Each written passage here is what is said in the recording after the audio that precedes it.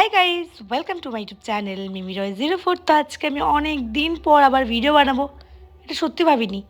কারণ আমি তো প্ল্যানই করিনি, হট করেই ছাদে গিয়ে এত ভালো একটা জিনিস দেখতে পেলাম। তোমরাও দেখো, তার জন্য তো ভিডিওটা বানালাম।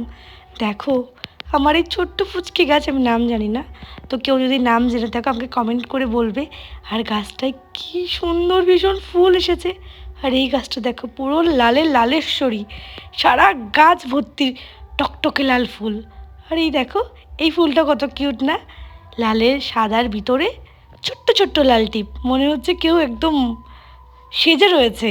আমার যেন ওয়েট করছিল এরা যে কখন আমি আসবো, কখন ভিডিও করে তোমাদেরকে শেয়ার করব। একটা ছোট্ট পুচকে একটা গাছ আর এক রাশ ভর্তি ফুল। সত্যি কথা বলতে আমি এক সপ্তাহ পর ছাদে গেলাম প্রথম আজকে। তো গিয়ে আমার এত ভীষণ ভালো লাগলো, আমি না ভিডিও রেকর্ড না করে থাকতেই পারলাম না। কি সুন্দর ফুল না, পুরো গাছ ভর্তি ফুল। আর আমি সত্যি বলতে কোনো গাছের নাম জানি না, তোমরা যদি জেনে থাকো আমাকে অবশ্যই বলো। আমার যা ভালো লাগে আমি তাই নিয়ে চলে আসি।